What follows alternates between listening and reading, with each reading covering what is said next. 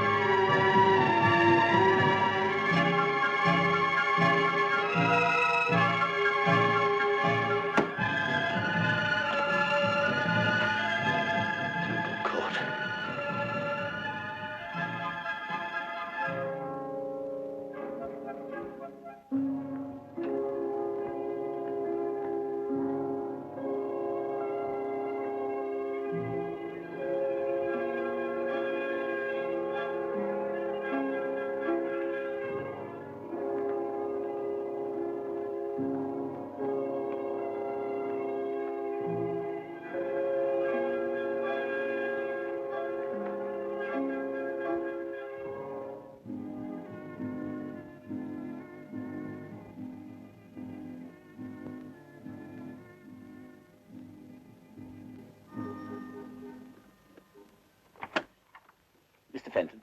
Yes? Could I speak to you for a moment, please? Is it a business matter? Well, it's rather urgent.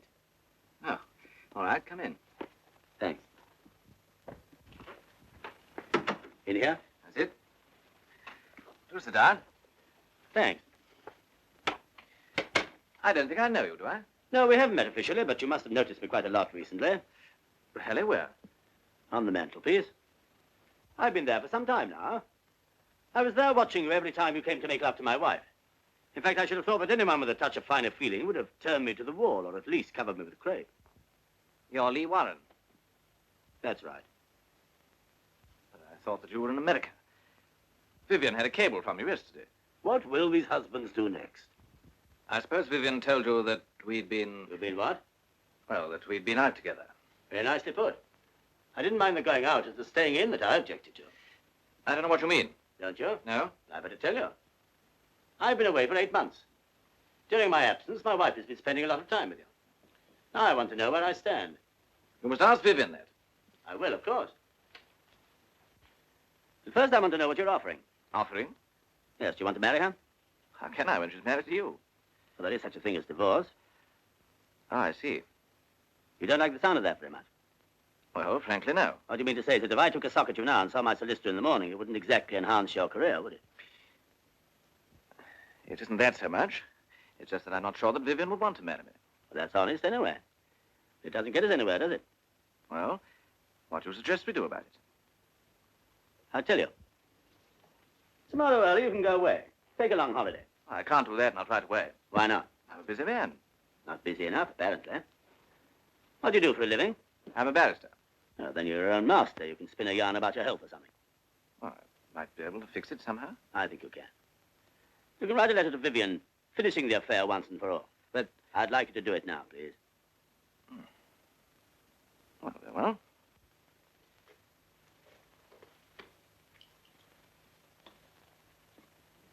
Wait, we'll compose it together.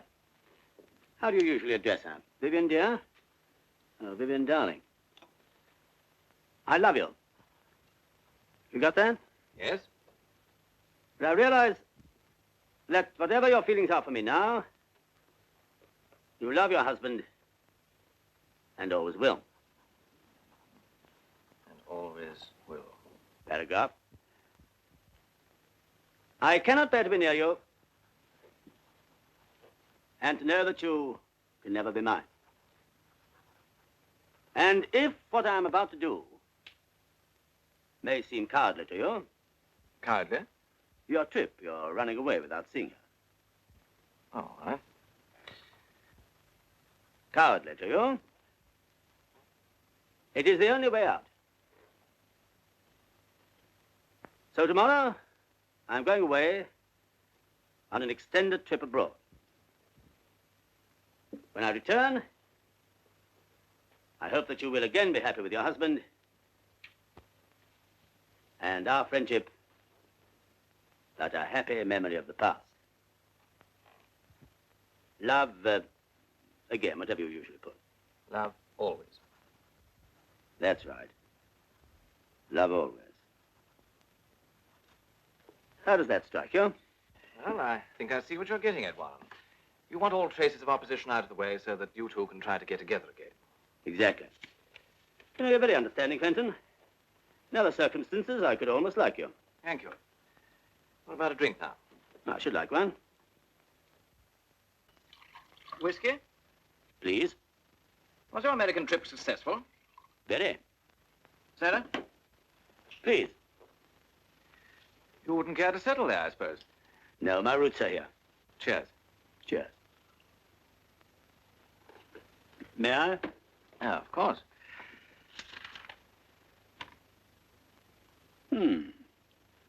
I don't think we could improve on that. Oh, I'm so sorry, Fenton. That's all right. I'll fix you another. No, it's not the drink I'm worried about. It's the letter. It's saturated. Never be able to send that. Afraid you'd have to write another. Well, now, look here, Warren. You can't be serious about this letter. I'm afraid I am. Sorry to be such a nuisance. All right.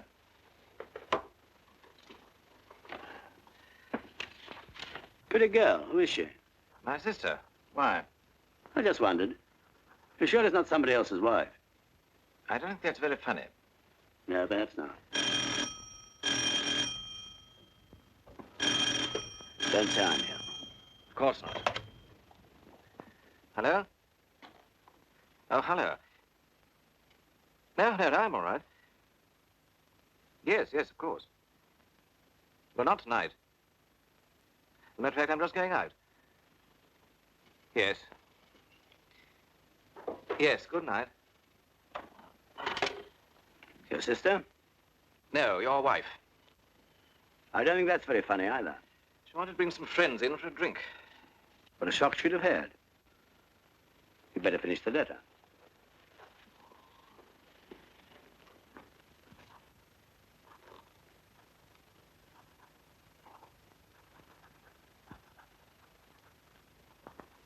Stop. That's enough. What the devil? Put your hands behind your back. Look here. Do as you're told, or I'll blow your guts out. What the blazes are you playing at, Warren?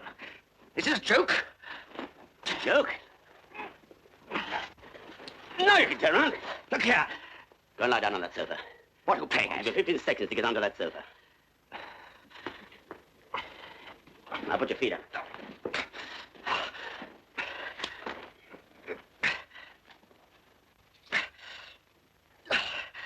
suppose you realize you're laying yourself open to a charge of criminal assault? No, and I'm not interested. Now, perhaps you'll be good enough to explain your quite extraordinary behavior. Certainly. That's why I came here. Did you and Vivien often talk about me? Not often. No, I don't suppose you would. Our marriage obviously didn't mean very much to you, but it meant a great deal to me. You probably wouldn't believe this, but I can remember exactly every detail of every minute of every day, since I knew I was going to America and had to leave her. I can remember exactly how she looked when I told her. She was wearing a new black dress. She didn't say very much until we'd started for dinner and the waiter had gone. Then I said, Vivien, the firm wants me to go to America. America? Yes, they want me to put over a couple of deals and make arrangements for a New York office. Will you go?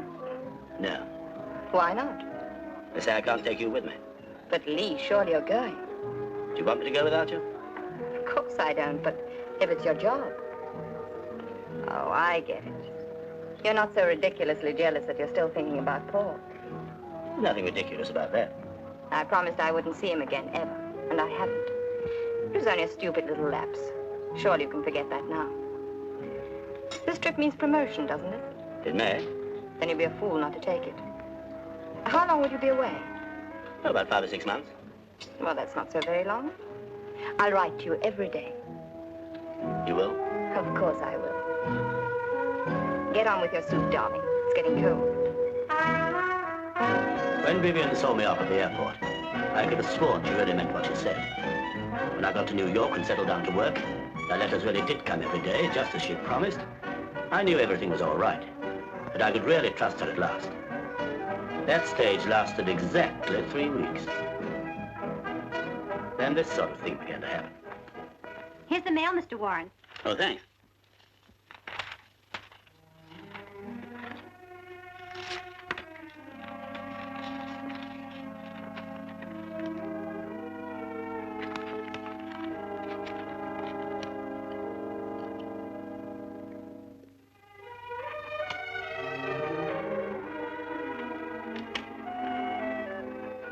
Mail this for me, will you? Yes, Mr. Warren.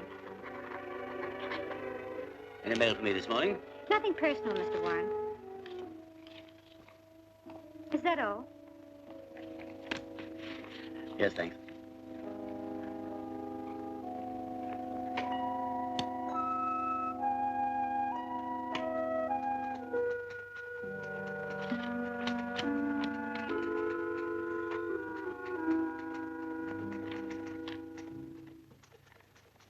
Stern, take a cable, will you? Mrs. Warren. Thanks for long letter. Stop. I'm mailing you a bottle of ink and fountain pen. Stop. Please use them. Stop. Looking forward to seeing you. Fondest love, Lee. Right away, sir. In the end, I couldn't stand it any longer, so I put in a transatlantic telephone call. All one weekend, I tramped up and down the office, waiting for it to come through. And when it did...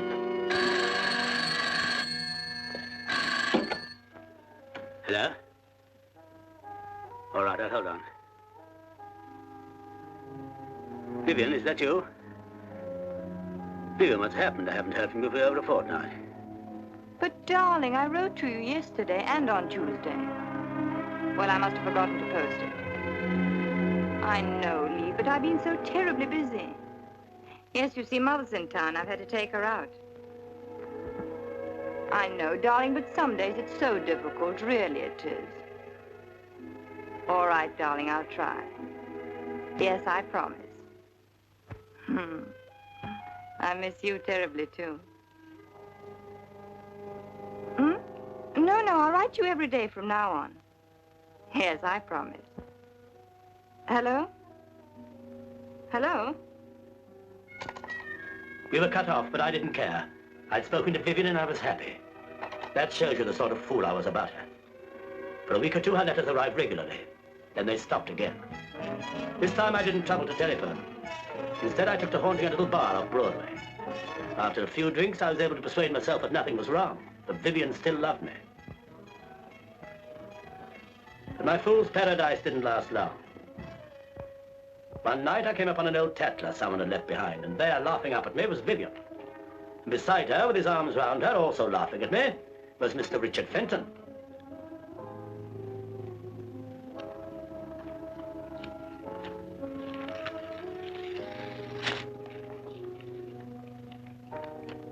I went back to my office to think out what I should do. I know I sat staring at the picture for hours. It seemed to me that both of you were mocking me while I was thousands of miles away, helpless. It was then that I began to plan what I should do, in every detail. And it was then that I made up my mind how to kill you. What did you say? I said I was going to kill you. And I warn you, if you lift your voice, I'm going to gag you. Remember that. You won't be able to plead for your life with a handkerchief halfway down your throat. You must be mad to think you can get away with this.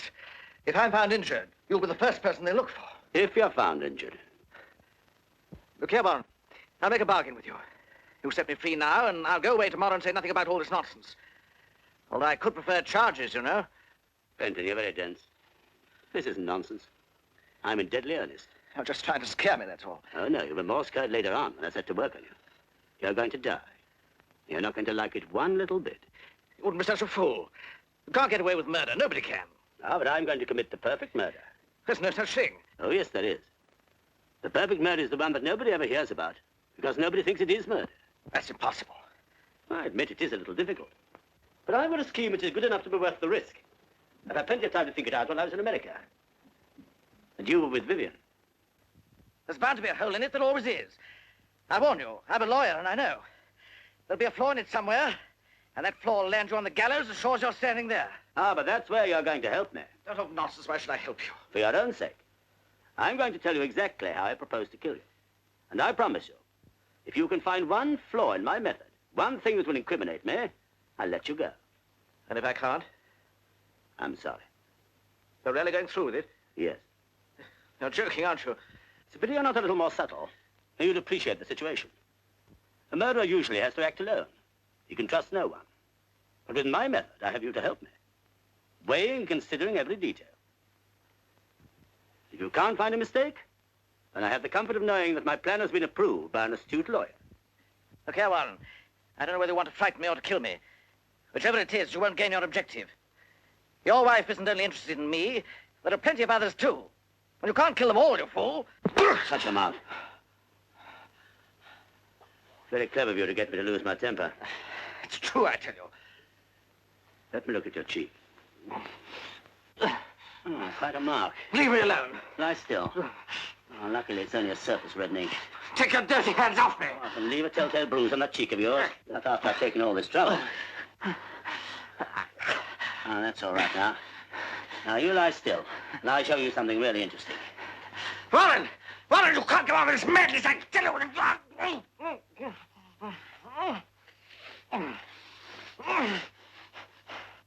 This is your bedroom, isn't it?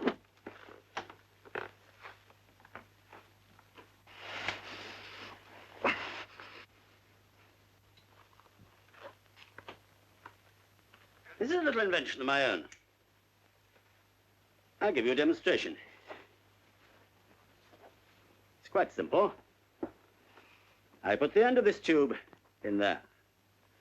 I then put the pillow slip over your head. I draw the open end tightly around your neck. Can you hear me? Then I put the free end of the tubing into the gas jet over there and turn on the gas. You get the idea? Of course, you'll be able to breathe quite freely. No! Be sensible. Or I won't let you help me. You can't, Warren. I'll do anything. I'll leave the country for good. I'll never come back. I'll give you every penny I've got in the world. Only, let me live.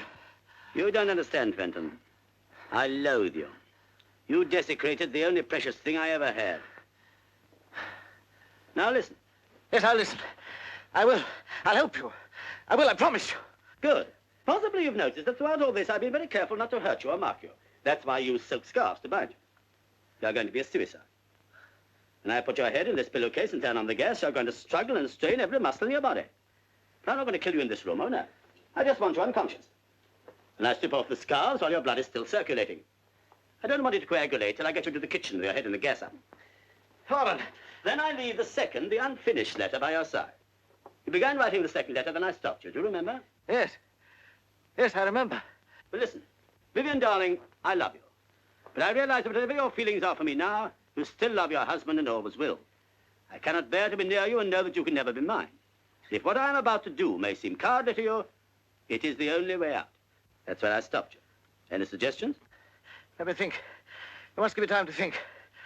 Nobody can make murder perfect. There must be a flaw in it somewhere. There must be. Go ahead, think. I can't. Do you see anything wrong? Come on, come on. What do you say you're doing this evening if they question you?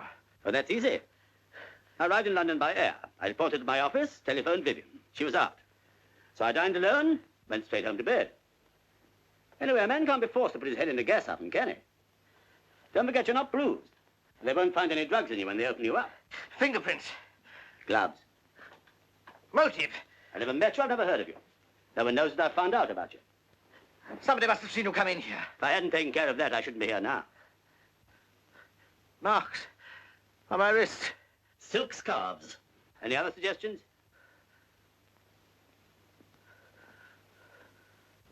Well, goodbye, Fenton. You were a bit of a failure as a lawyer. I'm glad my life didn't depend on your arguments.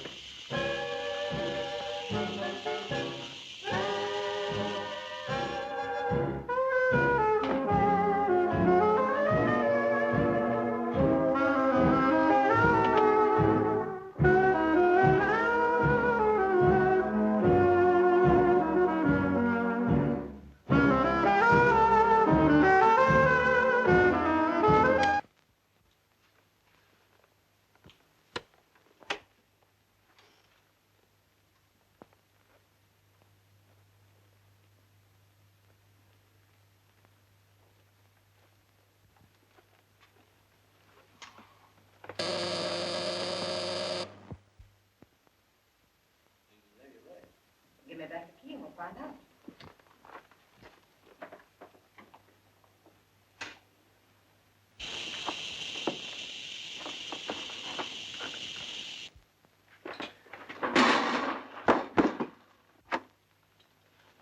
Dick? Dick? You see, there's nobody here. Darling, relax. What I don't see is why you've got a key to his flat if there was really nothing between you. It's no use my pretending, Jimmy. You're right. There was something between us, but it's all over now. I haven't seen him or spoken to him since I met you. And you expect me to believe that? You must, Jimmy, because it's true. Do you think I'd come up here tonight if it wasn't? You wouldn't have come at all if I hadn't made you. Of course not. I was going to try and cover it up, naturally. I didn't want you to know. If I hadn't found that key in your bag, you wouldn't have told me. Would you? Do you blame me? No, I suppose not. I'm glad you know the truth now. I don't want there to be any secrets between us. It's far too important to me for that.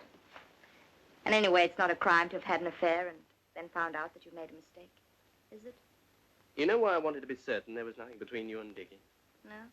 Because I wanted you to divorce your husband and marry me. And now? I want to more than ever. Darling. You will marry me as soon as you can get your divorce, won't you?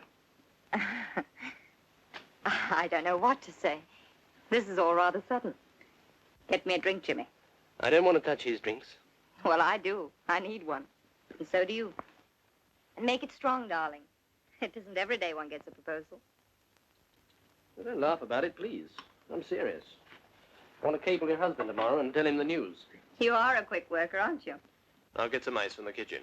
Jimmy, come and sit down here with me. It won't take a second. But, darling, I don't want any ice. I want you. You can have both. I say, can you smell gas? Darling, come here. It's this, isn't it? Careless so-and-so. It's only half turned off. I'll open the window. Stop rushing about.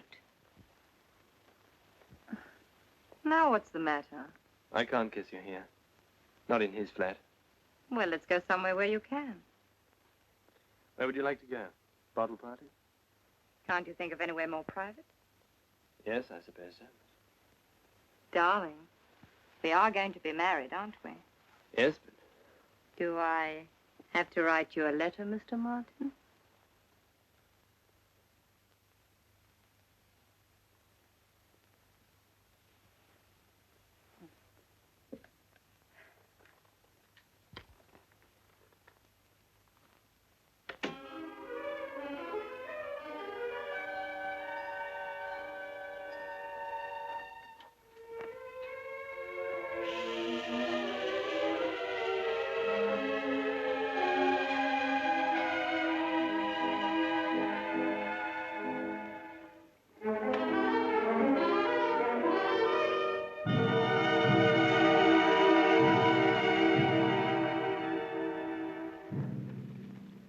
Can't kill 'em all, you fool. Well, we'll see about that.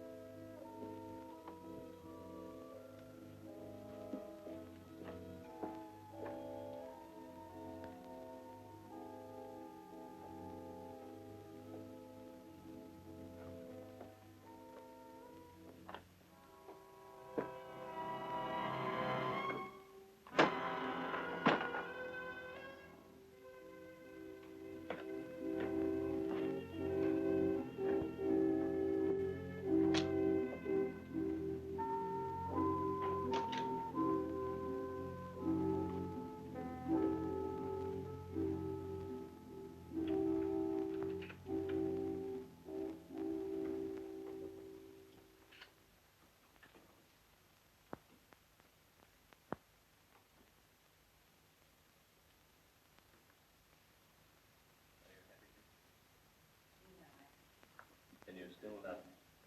Of course I do. Should I be here with you tonight if I didn't? I bought you a little present today. You shouldn't have done that. It's only an old signet ring I came across in a junk shop. But just you read what's inside. Till death us do part. Vivien. Will you wear it? Till death us do part. Darling.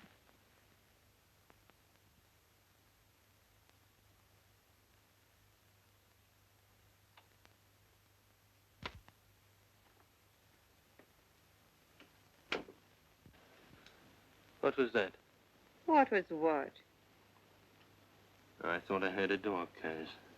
It's only Rita coming home. She's very discreet.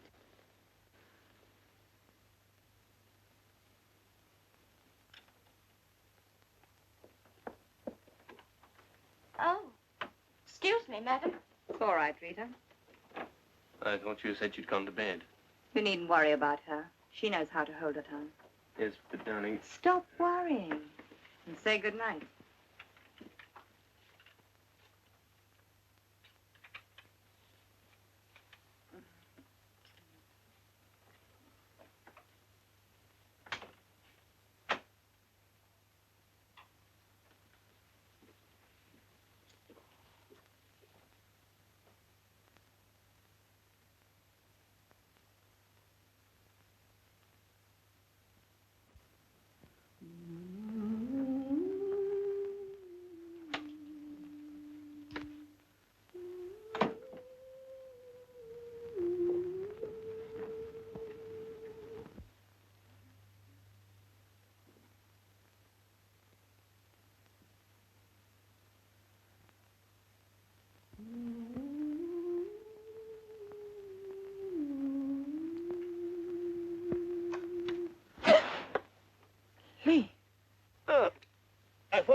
come in. Lee, darling. When did you arrive? How long have you been here? I've been in for hours. You poor darling. Why didn't you phone me when you landed? I did. No answer. So I came on home and went to bed. Why didn't you wait up for me? I was dog-tired. We had a rotten crossing. There was no one in anywhere. Poor Lee. What a homecoming. And just the one night I'm out. You must tell me all about your trip. Was it successful?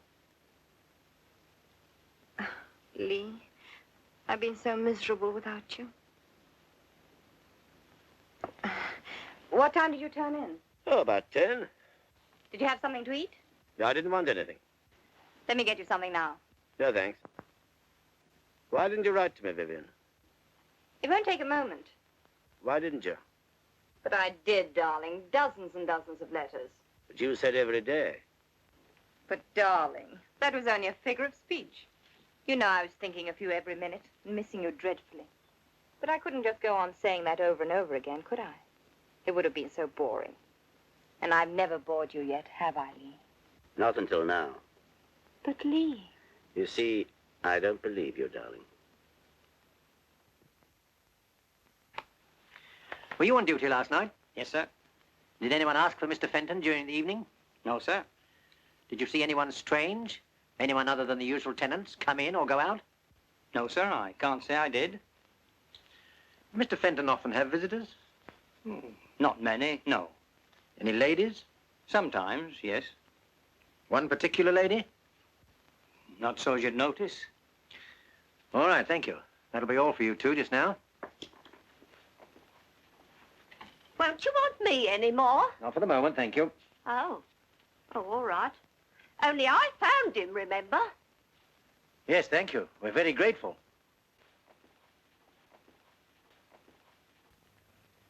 There's a lady here to see you, sir. She's Mr. Fenton's sister. Oh, yes, ask her to come in, will you? Yes, sir. This way, please.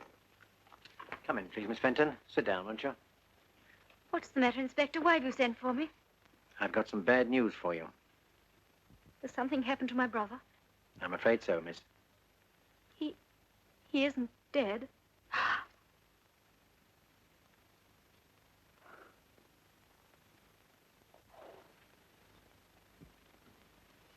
How did it happen?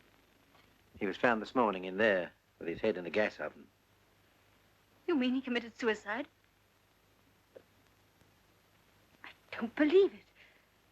Dick would never do such a thing. He's not that sort of a person at all. A man can't be forced to put his head in a gas oven, Miss Fenton. Dick wasn't like that. You'd better read this.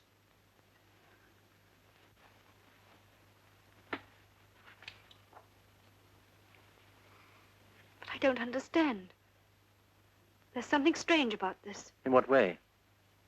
I realize you still love your husband and always will. But he knew perfectly well Vivien didn't love her husband. Who is this Vivien? Do you know her? Of course, it's Mrs. Warren.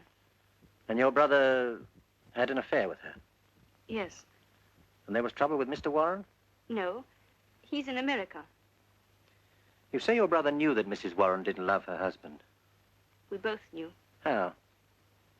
Because the man I was engaged to gave me up for her a fortnight ago. Are you quite sure about that? Perfectly. And what was the name of your young man? Martin. Jimmy Martin. I see. And you suggest that he took your brother's place with Mrs. Warren? I know he did.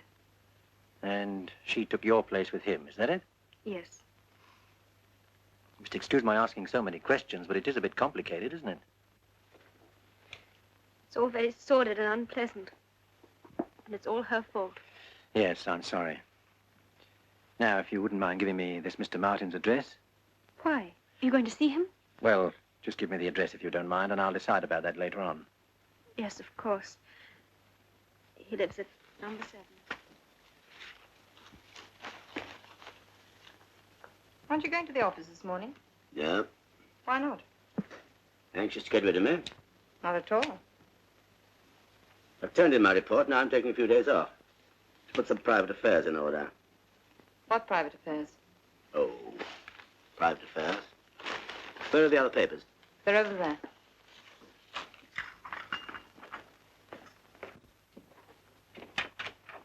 Good morning. Mr. Martin! Mr. Martin!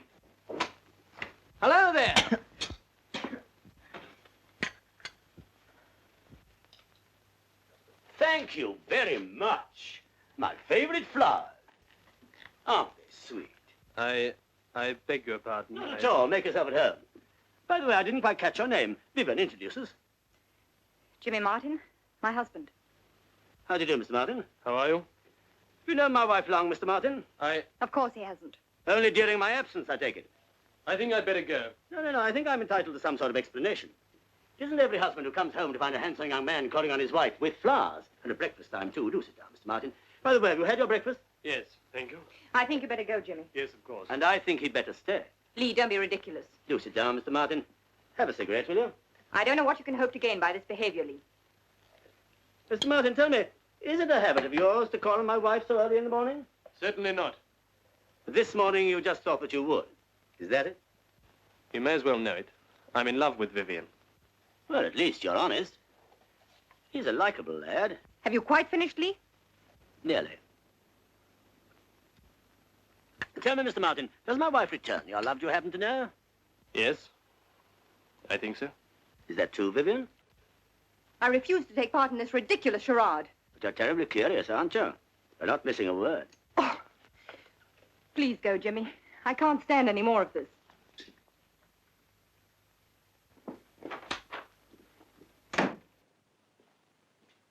You must forgive my wife. She's not usually so inhospitable, but then, of course, you know that, don't you?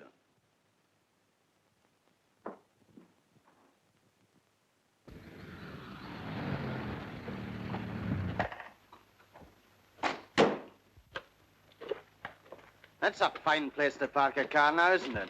Keep your mind on the job, Fox. We've got more important things to do. You wait here. I shan't be long.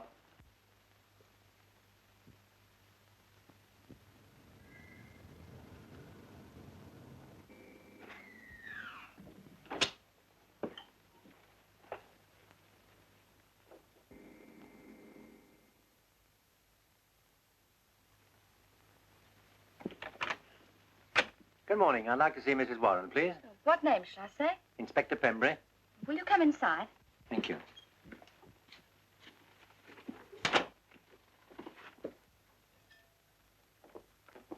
Excuse me, sir, there's a policeman called. Inspector Penbury. Who does he want to see? Mrs. Warren. Has he brought any flowers? No, sir. Then show him in. Will you come this way, sir? Thank you. Good morning, sir. Good morning. I'm Inspector Pembury. Mr. Warren? Yes, can I help at all? My wife's dressing. It's about a friend of your wife's, Mr. Richard Fenton. Do you happen to know him? Fenton? I don't think I do. What about him? He was found dead this morning. Oh? What's that got to do with my wife? We found this letter near the body. It's addressed to Vivien. I think that's your wife's name, sir. Yes, it is. May I read it? If you wish. Thanks. I'm sorry to have to inflict this on you, sir. Did you know about your wife and this Mr. Fenton? No, I've been away for 8 months. I only got back from America yesterday. Oh, really, sir? Then I expect this must come as a bit of a shock to you. Well, yes and no. Yes and no? Well, there's no point in beating about the bush. I came back from America earlier than I expected because I was worried about my wife. She hadn't written for several weeks, and I'd heard that, well, that she was going about with other men. Now it looks as if I misjudged her. You mean this letter makes it quite clear? Yes. Did you say anything to your wife about Mr. Fenton last night, sir? How could I? I didn't even know he existed. Oh, of course not, sir. Silly of me. But you did talk to her, I expect. Not very much. She didn't come in until quite late. Didn't she come to meet you then? No. But she must have known you were coming home? As a matter of fact, no. I thought it was more of a surprise if she didn't.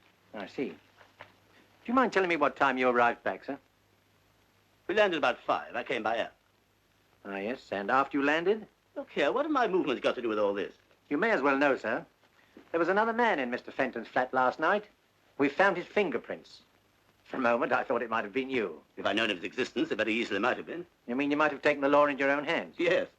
It's a good thing you didn't, sir. Oh, darling, this is Inspector Penbury. How do you do, Inspector? He wants a word with you. May I ask if you knew a Mr. Richard Fenton? I did, yes. Why do you say did, madam? Well, I haven't seen him for some time. Have a cigarette? No, thank you. What's all this about? Mr. Fenton was found dead in his flat this morning. Darling, ever get you a drink or something? No, I'm all right, thank you. Do you mind if I ask you one or two more questions, madam? Of course not. Thank you. Were you friendly with the deceased? Did you know him well? We went out 2 or 3 times together, if that's what you mean.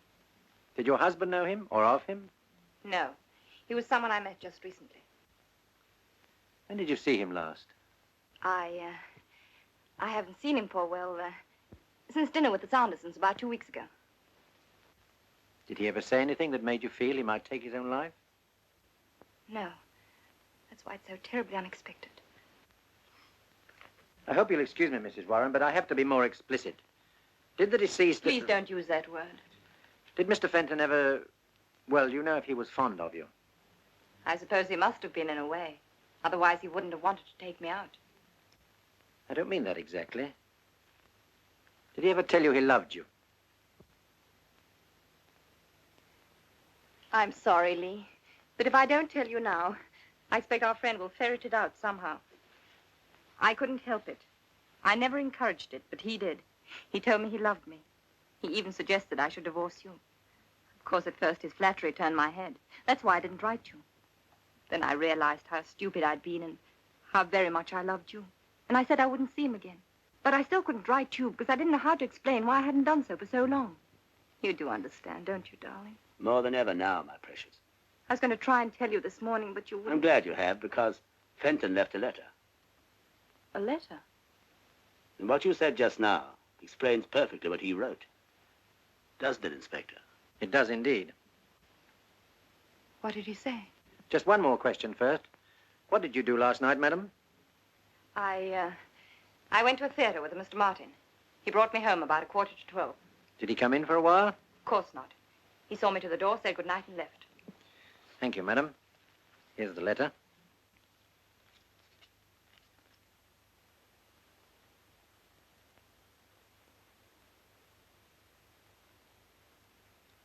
He killed himself for me. How terrible. Terrible. Don't take it like that. He killed himself because you were faithful to me, didn't he? Yes, Father. Well, no one can blame you for that. You won't want to ask her any more questions now, will you, Inspector? No, I'd better be going.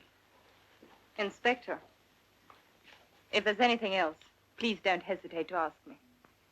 However badly I may feel about this, it's not myself I'm worried about. It's my husband. Your husband, madam? I don't quite understand. Well, you know how people talk. And that letter, it looks so awful. Must it be published? Well, that's for the coroner to say, madam. I'll do what I can. Thank you, Inspector. Thank you, madam. You made things much easier for me. Good day, Inspector. Good day.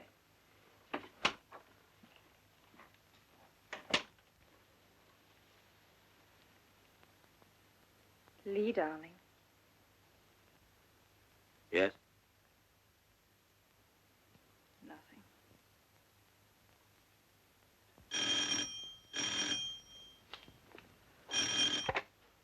Hello? Oh, hello. I can only talk to you for a second. Lee's in the other room. Jimmy, listen. Dick Fenton's committed suicide. Who told you? Oh, is she there? Well, be careful what you say. Jimmy, listen. The police have been here asking all sorts of questions. They wanted to know where I was last night, and I had to tell them. If they ask you, say that you saw me home. And whatever happens, don't let out that I was in Dick Fenton's flat last night. No, don't worry, I wouldn't. No, of course not. All right, I'll watch my step. Bless you, darling. And be careful.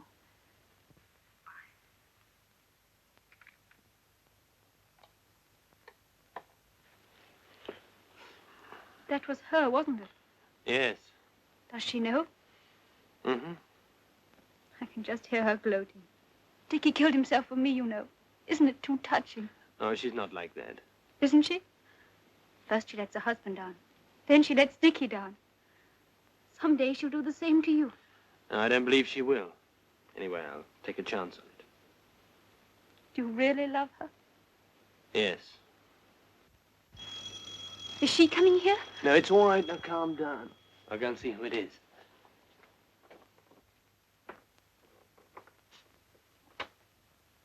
Good morning. Mr. Martin? Yes? I'm Detective Inspector Pembury. Could I see you for a moment? Yes, of course. Come in. Thank you. Through there. I believe you know Miss Fenton. Yes, we met this morning. I'd like to speak to you alone, Mr. Martin. Perhaps I'd better come back later on. That's all right, Inspector. I was just going. I'll see you to the door.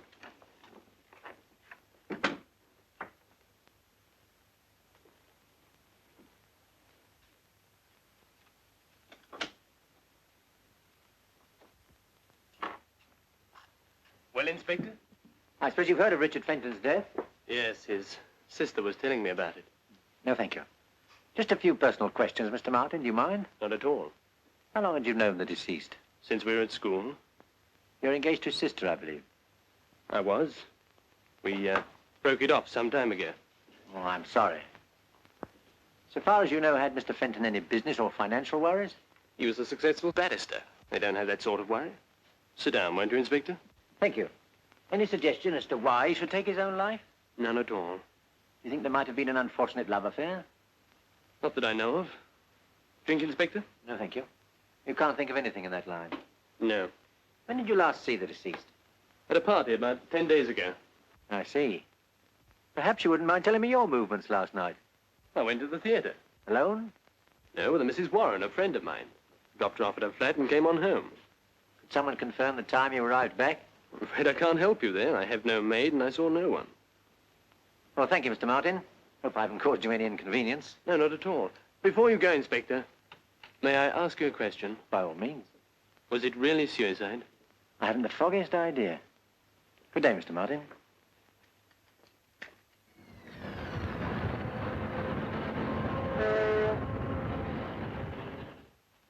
Hello, what do you want?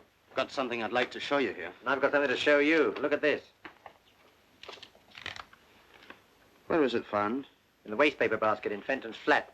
Roberts turned it in just after we left. It's the same as the other, the one by the body. The same, only different. Look at that. What do you think it means? He changed his mind? Or someone changed it for him? Murder. I shouldn't wonder.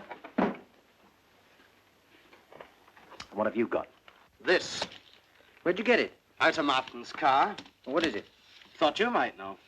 Something he cleans the car with, I suppose. That's what I thought at first. But it's too clean for that. Stuck out a mile among the other stuff in the boot.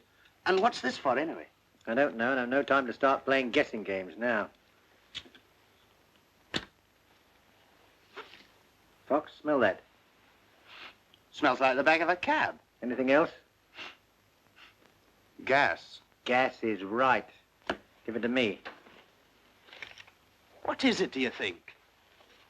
I don't know. Gas.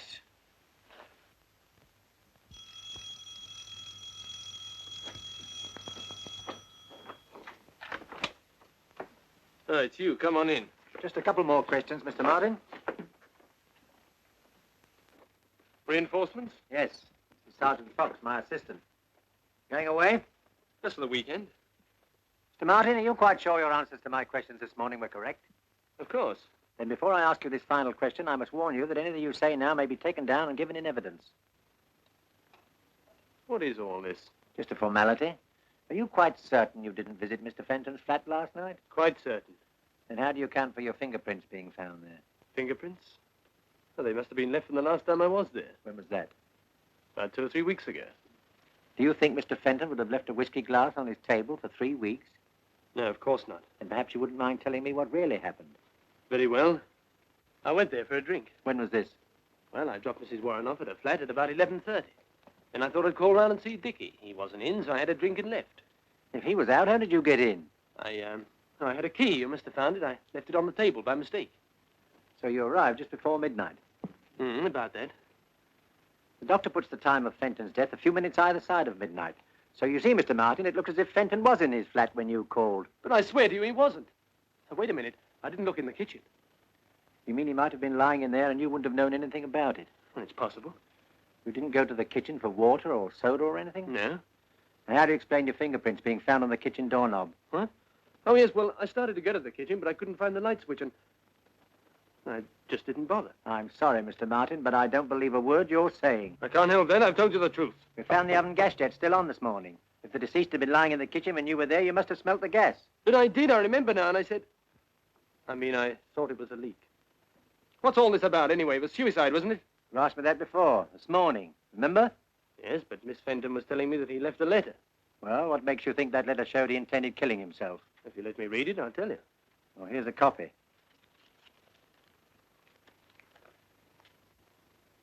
It's pretty obvious, I'd say. Explains everything. Not quite everything, Mr. Martin. The deceased found it difficult to write a letter giving up the woman he loved. Anyone under those circumstances might have written a dozen letters. We know for a fact that he wrote 2. You've just read one. Now I'll show you the other. You mean the letter found by the body was to have ended the same way as that one? Precisely. He couldn't write a letter like that at the first attempt. Who could? So he threw it away. The murderer interrupted him while he was writing another, killed him, then finding the half-completed letter on the desk, realized that there was the final link to make it look like suicide. He didn't know about the full letter in the wastepaper basket, waiting to put the noose round his neck. But I didn't do it. Didn't you? No, and I can prove it. How? He was found with his head in the oven, wasn't he? How could I make him do that? Why, it's ridiculous. Come on, Dick, old chap, stick your head in the oven. I'm going to turn the tap on. We'll come on to that now, if you like. You see, Martin, you were very clever, and you know it, but one or two things are going to trip you up, like the letter and this. Well, what is it? I was going to ask you.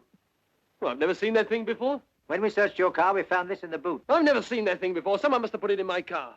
Anyway, why should I want to kill Dickie? Because he was in love with Mrs. Warren, too. Oh, nonsense. Is it? I'll tell you this, Martin. In the whole of my experience, I've never seen a cooler, more carefully planned and premeditated murder. I've already cautioned you, and I shall now arrest you for the willful murder of Richard Fenton. You're making a great mistake, Inspector. Take him away, Fox. I'll be over in a few minutes.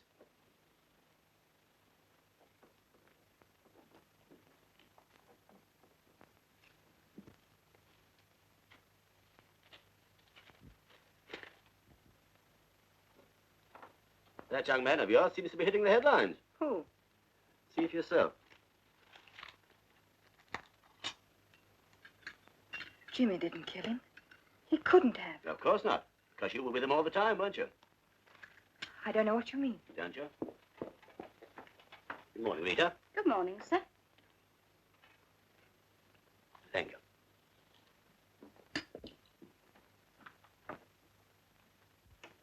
You know Jimmy didn't kill Fenton because he never left your side all the evening.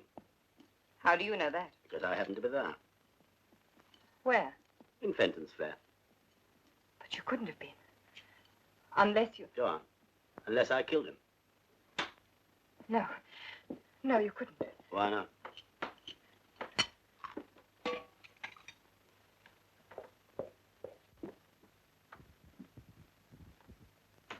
How could you have done it when you didn't even know about him?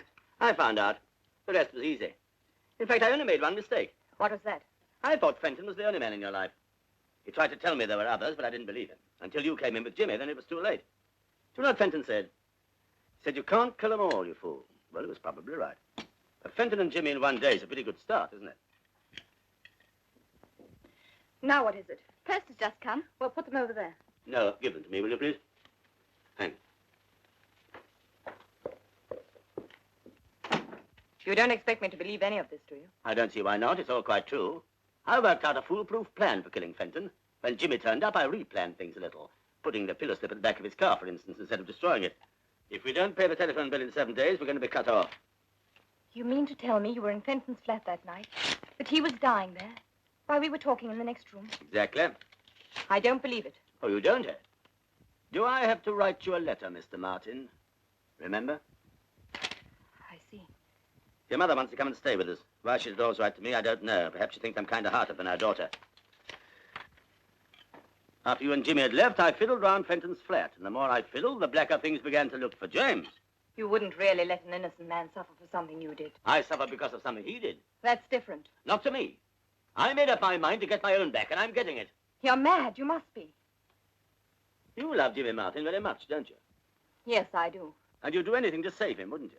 Yes.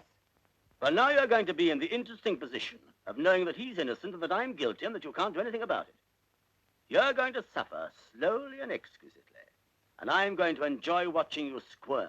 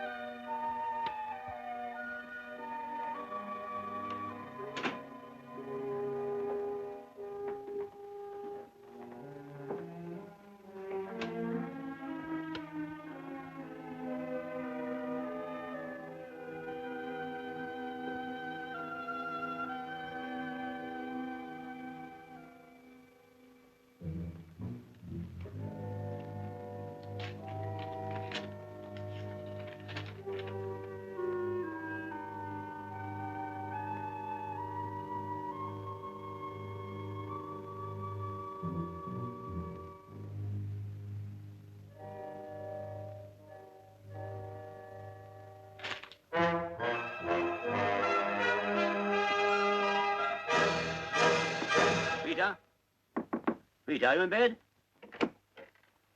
When did Mrs. Warren go? This afternoon, sir, about 3. Where did she go, do you know? No, sir, she just called a taxi and went. Do you hear what address she gave the driver? No, sir. She left a note for you, sir. Yes, I know. Would there be anything else, sir? No, you better go back to bed. I want to speak to Mrs. Warren, please. Warren. W-A-R-R-E-N. You say she's not staying at the hotel. Thanks. Tell the Dorchester. Could you tell me if Mrs. Warren is registered with you, please? Yes. She's not there. Thank you. Is that Maidenhead 365? Riverside Hotel? Could I speak to Mrs. Warren, please? She isn't. You sure? Thanks.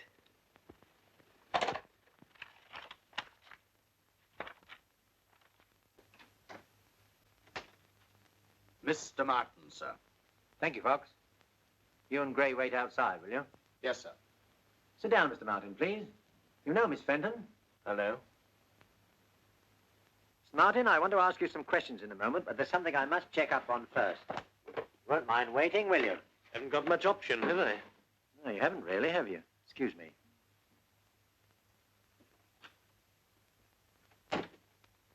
I suppose you arranged this. No. Well, yes, partly. What good did you think you could do coming here? I don't know. I just thought I would find out if there was anything to do to help. Well, there isn't. I know you didn't do it. So do I, but it happens that the police can prove to their own satisfaction that I did. Jimmy, do you love her very much? No, I don't think I love her at all. Then why shield her? Because if they could hang me on the evidence they got, they could hang her just as easily as an accessory. The significant thing is that pillow slip being in my car. Now, someone must have put it there deliberately. Whoever it was had a grudge against 2 people, Dickie and me, and hated us both enough to want to kill us. Oh, Jimmy. Oh, excuse me. Look, I'm sorry, but something very important has come up on another case. Would you mind very much if we postponed our talk to another day? No, Inspector, of course not. Thank you very much. Oh, Gray, take Mr. Martin downstairs, will you? I want you, Sergeant. Anything wrong, sir? No, that's what's worrying me. It's all too neat and tidy. It all adds up perfectly. Too perfectly. Don't you think that's just because we were lucky enough to come across the evidence quickly, sir? Maybe. I was wondering whether we were meant to come across it. You mean you believe the boy when he says someone else put the pillowcase in his car? I don't know. All I do know is that whoever planned this murder was a clever man. Cool, calculating, ruthless. Clever. Does that sound like Jimmy Martin to you? Ah, you can never tell with those quiet ones. He may have committed half a dozen other murders for all we know. That's right. Perhaps he's Hitler in disguise is about the right height.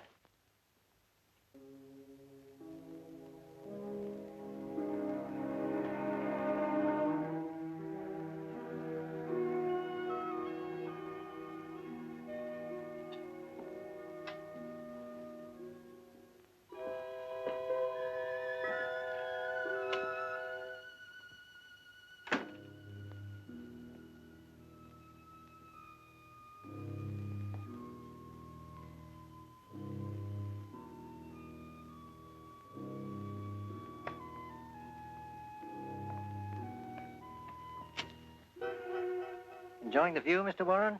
Oh, good evening, Inspector. No, just taking a walk. Long way from home, isn't it? As a matter of fact, I'm not sleeping very well, so I've taken to going for a long walk before I go to bed. Do you usually come and look at Fenton's windows? No, why? Oh, I see what you mean. The criminal returning to the scene of the crime and all that. I didn't say so. No, I should hope you wouldn't. Pity about young Martin, losing his head like that. Yes, isn't it? Nice boy. Yes, I understand. Well, remember me to your wife, won't you, sir? If you don't mind, I don't think I will. She doesn't like being reminded of unpleasant things. Good night.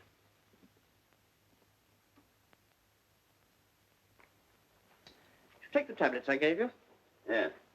2 the first night, 3 the second, and 4 the third. No effect? None at all. Those left a wink for over a week. It's getting me down, I don't mind telling you. You suffered from insomnia before? No? Appetite all right? So, nothing to speak of. Any unusual business worries, anything of that sort? No. Nothing you can think of to account for it? No. Well, I'll give you another prescription and see what that does. But go easy on it. Only take them if it's absolutely necessary, and they're not more than 2. Let me know how you get on. Thanks, Doctor.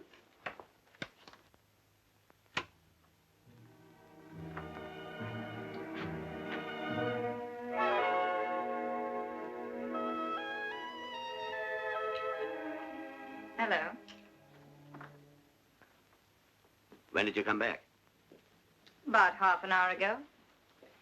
You might look as though you're pleased to see me. You suppose I am? I thought you might be by now. Give me a light. Why did you go off like that? I told you in my note. Your hand's a little shaky, isn't it? Yes, I haven't been sleeping very well. You know you do look a little the worse for wear. You don't seem very worried yourself. I'm not. You're tougher than I thought you were. Not tough. Just logical and sensible. You see, Lee, I've thought the whole business out, quietly and reasonably. And I've discovered 2 very important things. What are they? First, that I love you, and second, that you love me. What makes you think that? Why else should you be so jealous of every man who so much as looks at me? Why else should you kill Dick and Jimmy? To make you suffer something of what I've suffered. But, darling, that's silly, surely. I never loved them the way I love you. Is that true? Of course it's true. Why did you think I came back? Why did you? Because I was worried about you. Why? In case you might do something silly. Why should I do that? Because the responsibility for that boy's death is getting too much for you, isn't it? Yes, it is. I don't know what to do about it. I can't think straight. It's all my fault. I should have made you see that nobody means anything to me except you. But what about Fenton and Martin? They never meant that much. But why did you... Only because you weren't there and I was so bored without you. Vivien, is that true? Absolutely.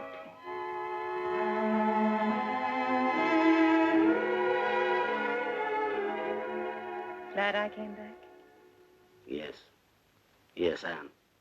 But you're not completely happy, are you? No. You're still worrying about Jimmy Martin. I can't let him hang now. He's not going to. I'm going to prevent that. No. Yes. Yes, I must say that I was there. Now, that'd drag you in as an accomplice. No, there must be some other way, some loophole, if only I can think of it. Yes, Lee, that's right. There must be something you've forgotten. No crime is ever perfect. This one is. Too perfect. I saw to that. I didn't know I was going to want to undo it all again. But there must be something you've forgotten. There must be. Lee, try to think. Please try to think. Oh, Fox. Sir? Mr. Warren's been telling me the real story behind Fenton's death. See what you think of it. Do you mind, Mr. Warren? But I've already told you. Would you mind telling us again for Sergeant Fox? He's been working on the case with me. I'd like him to hear it from the beginning. Very well.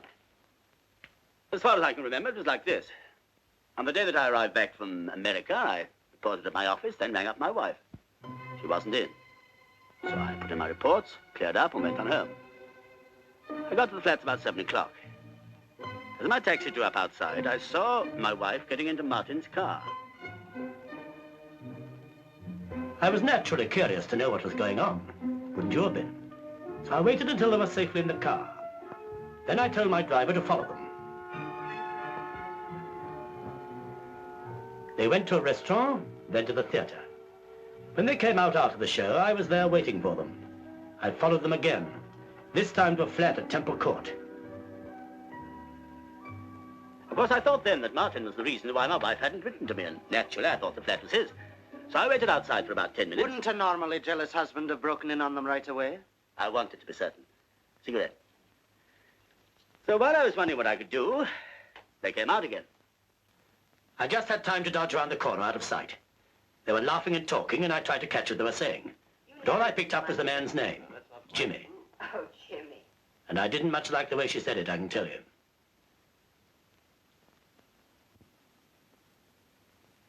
After they'd gone, I tried the door. Which was conveniently open. As a matter of fact, it was. The catch hadn't dropped. They often don't unless you slam the door. It happens in my flat, and I'm sure it happens in yours. So you went in? I thought I'd wait and knock hell out of this Jimmy when he came back. I looked carefully around the apartment, taking everything in. And I went into the kitchen. You know what I found there? A man dead with his head in the gas oven. I turned off the gas and picked up the letter. It's addressed to Vivien. When I read it, I realized the flat didn't belong to Jimmy. It belonged to the other poor devil, whoever he was. Then a thought struck me. I could turn this suicide into a murder done by Jimmy. That meant I had to get rid of every scrap of evidence that my wife had ever been in the flat. It wasn't easy. I had to think fast. I put her cigarette stubs in her pocket. Then I noticed the wastepaper basket. It was full of unfinished letters. I took a look at some of them. They were all in the same strain. He'd obviously made half a dozen shots at writing that farewell letter before he got it the way he wanted it. One of them gave me another idea, the best idea of all. I left the finished letter in the wastepaper basket, put all the rest in my pocket. All except one, an unfinished one. The one you found beside the body, Inspector. Then I washed the glass Vivien had used so as to remove her fingerprints. And how did you know which one was hers? By instinct? No, by lipstick. Go on. In the same way, I got rid of the cigarette she'd been smoking, leaving traces that only Martin had been there. Traces that you were bound to discover, Inspector. And what did you hope to achieve, then, by all this? Exactly what did happen. I knew that when I turned up, my wife would have to deny being in Fenton's flat with Martin. And when the body was discovered, she'd have to stick to her story. And when you, Inspector, found Fenton's first letter and Martin's fingerprints all over the place after he denied having been there, well, you were bound to wonder what had really happened, weren't you? Undoubtedly. Of course, I was mad with jealousy then, trying all I could to hurt Martin.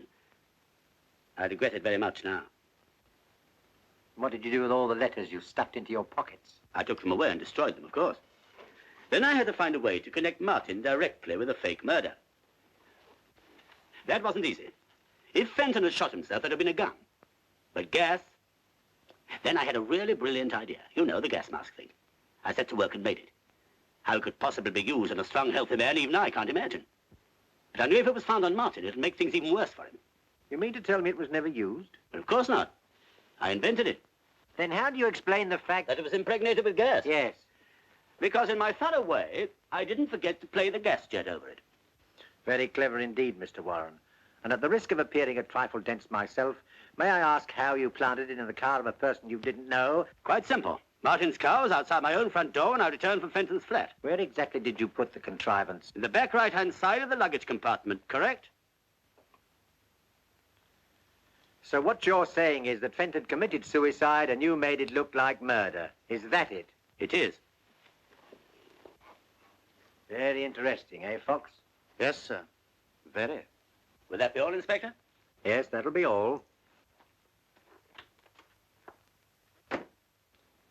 For the moment.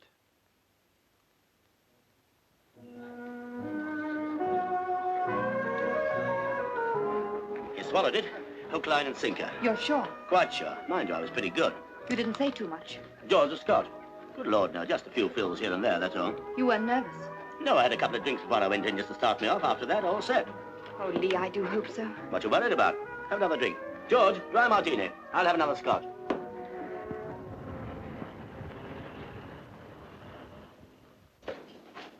Oh, Mr. Warren, there's a gentleman to see you. Oh, thanks.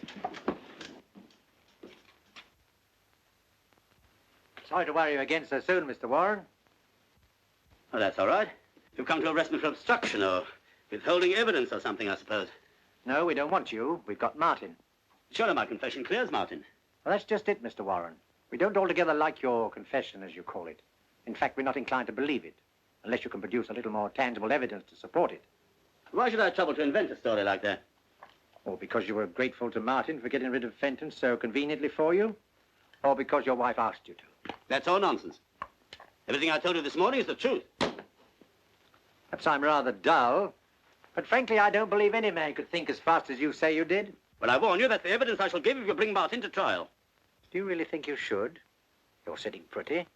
Why save him at the expense of yourself? Because I can't see an innocent man hang.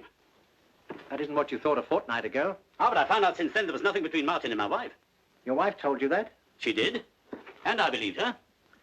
I wish I could believe you, sir, but I can't. What more do you want? Just something to convince me that your story is true, that you really were in the flat that night. Well, let me think. There must be something. I know. There was a dishcloth over the oven door to keep the gas in. Oh, come now, sir. That's the sort of thing you could have read in the news of the world any time. Oh, wait a minute. The kitchen, I got it. Someone had knocked the milk over. There was a pool of milk on the floor. Is that enough for you? Hmm. You know, it almost looks as though you really were in Fenton's flat that night. Well, of course I was. But I still don't think your story is true. Now you're being insulting. I hope not, sir. I don't mean to be. You know, sir, I learned a great deal about art on a case once. It seems that every artist has a certain style, and often it's not necessary for an expert to see the signature on a picture.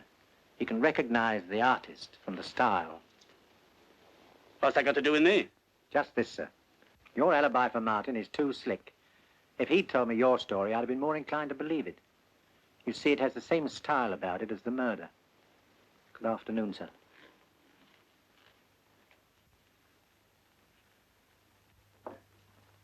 Inspector Penbury, madam. Good afternoon. Good afternoon, Inspector. What can I do for you? Well, as a matter of fact, I've come to ask your help. I can't believe you need that. Oh, two heads are better than one, you know. It was your husband's idea. Really? Yes, he came to see me today and told me an extraordinary story. He said that Fenton really committed suicide, but because your husband was jealous of Martin, he arranged things to look as though Fenton had been murdered by Martin. I know. He told me all about it. I said he ought to go straight to you. I'm afraid it won't work, you know. I don't know what you mean. It's quite clear, surely. I don't believe your story, and I'm not going to release Martin. Well, if that's your attitude, I don't know what I can do about it. You could persuade your husband to confess that he murdered Fenton. What makes you think my husband killed him? Everything points to it. You must be joking. No, no. If you were to ask me at this moment who murdered Fenton, I should have to say Mr. Warren. But I can't prove it. He's been too clever for us so far. But I can prove it against Martin. So either you've got to help me or I've got to go ahead and hang a man who's probably innocent. I think you better go. What you're suggesting is insulting and ridiculous. Very well. Look, Mrs. Warren, when Martin comes up for trial, you'll be called as a witness, and there'll be a lot of dirty linen washed in public. But if your husband confesses, we shan't have to call you. And you'll make a very attractive widow. To put it bluntly, don't you think it's a question of which of the two you prefer, your husband or Mr. Martin? How dare you? Of course I prefer my husband.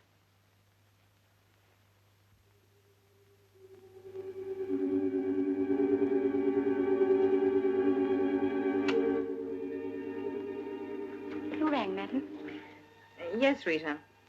I've got 2 seats for the Follies tonight. We can't go. Would you like them? It's not my evening off till tomorrow, madam. That doesn't matter. You take tonight off as well. Thank you very much, madam. I leave the tickets on the hall table for you. Now you go and ring your boyfriend. Yes, thank you, madam.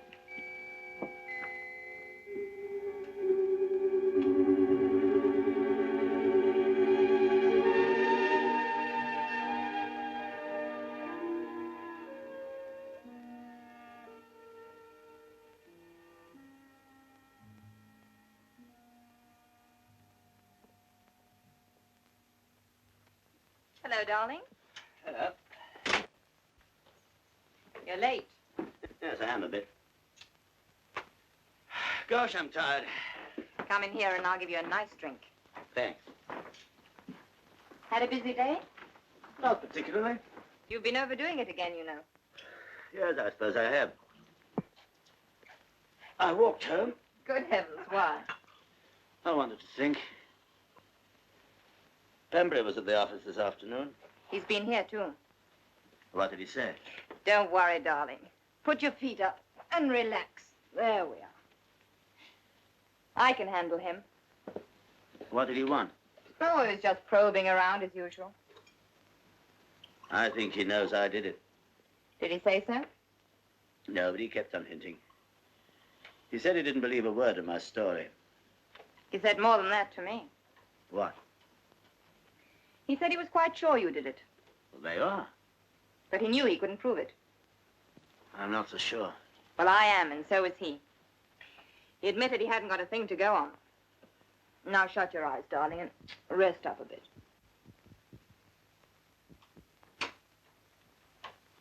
Oh, I'm just off, madam. Have a good time. You look very nice tonight, Rita. Thank you, madam. What on earth are you doing? Packing?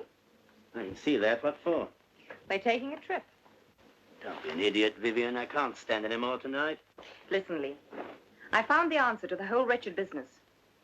You remember Pierre? No, who's Pierre? Pierre Roget, the lawyer we met in Paris. Well, what about him? Well, he's back in London. I spoke to him this afternoon. You didn't tell him anything about me, I mean. Yes, I did. You shouldn't have done that. Suppose he goes to the police. He won't. I know Pierre. You can trust him absolutely. Well, I hope you're right. Of course I'm right. Besides, a lawyer's like a doctor or a priest. They never repeat anything. All right. What did he say? He's very smart. You know that. And he says the best thing for you to do is to get out of the country at once. Not a hope. We'll be stopped before we got across the channel. Pierre says not. He says they can't stop you without charging you, and we know they can't do that.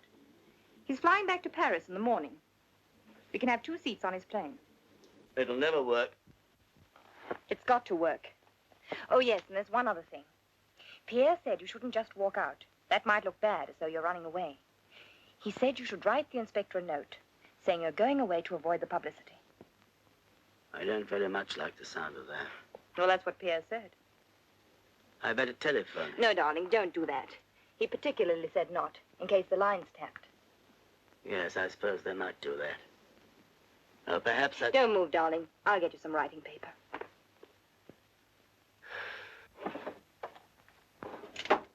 He said write the note and leave it here.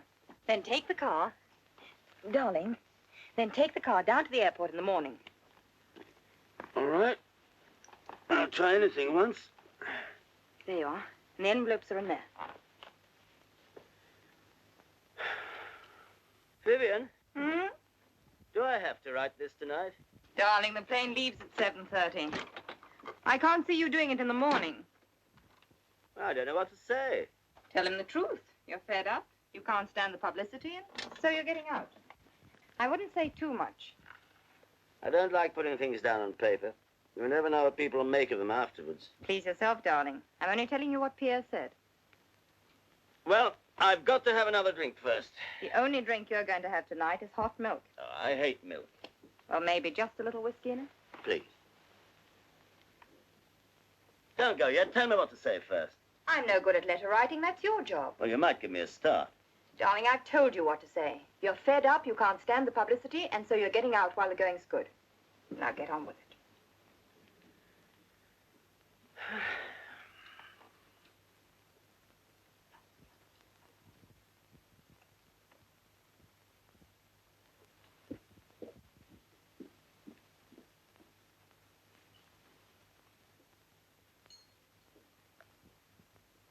Finished? Just about.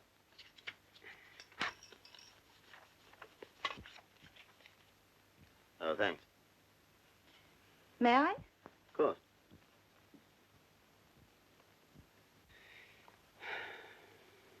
I never know whether it's the milk that spoils the whiskey, or the whiskey spoils the milk. You can't have it both ways, darling. Oh, Ernie. Oh, what's up? Lost the tickets? No, just remembered I've left them on the hall table in the flat. Oh, that's torn it. What do we do now? Oh, we'll have to go back. Oh, we'll miss half the show. No, we won't, not if we hurry. See if you can get a taxi.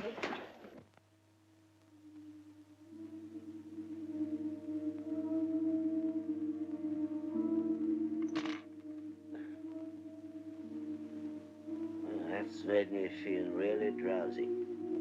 I'm not surprised. I put some of your tablets in it. Good. How many? 20. 20. Well, that'll kill me. Yes, dear. If you're not serious. Yes, Lee. I'm quite serious.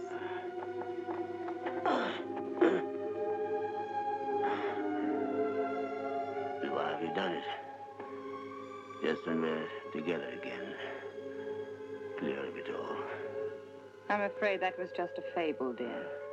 You see, if I hadn't made you think that I loved you, I was ready to go away with you, you would never have saved Jimmy. So you do love him? Yes. Yes, Lee, I do. Let's see. Oh, get a doctor, please. Before it's too late. Please. Please. It is too late, Lee. But you needn't worry. You won't feel anything. You'll just get sleepier and sleepier. Vivien, for pity's sake. I don't want you to die, Lee. But you've got to. Why? So that I may go on living the way I want to live.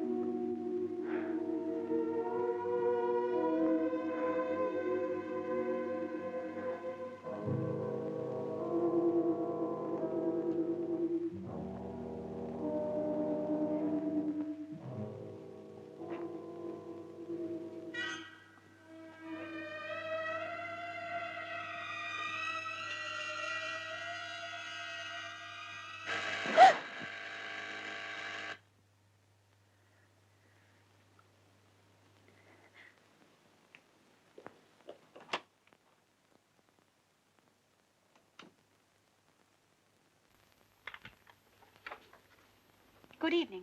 I want to speak to you for a moment. I was just going out. I won't keep you very long. It's about Jimmy. All right. What is it? He asked me to give you this. He said there wasn't any point in his keeping it any longer. You're lying. Jimmy would never say that to me. I know Jimmy. Do you, Mrs. Warren? Get out. Very well. Good night.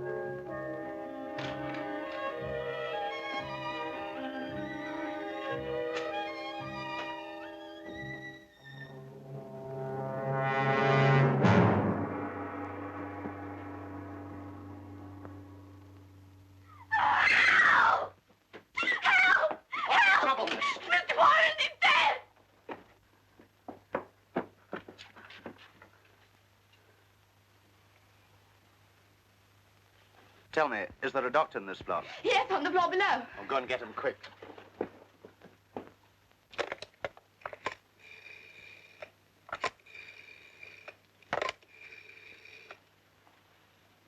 Inspector Penbury.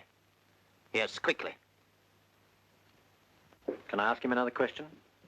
You can, but it won't do any good. I'm afraid we were too late.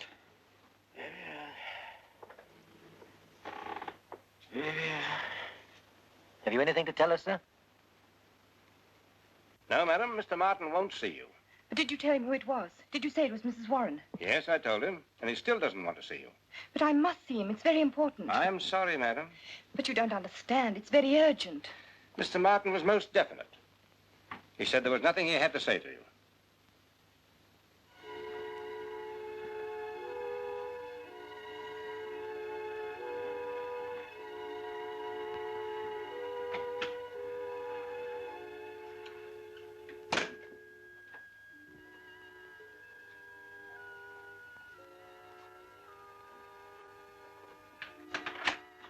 She's here, sir, in the lift.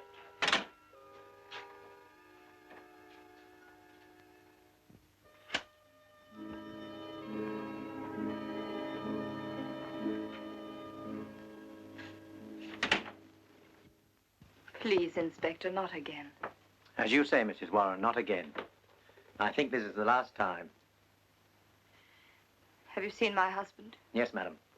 Mr. Warren's in the bedroom. He died a few minutes ago. We were too late to save him, but we were just in time to learn how helpful you'd been in effecting his release. I don't know what you mean. Don't you, Mrs. Warren? Then you better come along with me to the station and I'll explain more fully. Yours, madam? Till death us do part.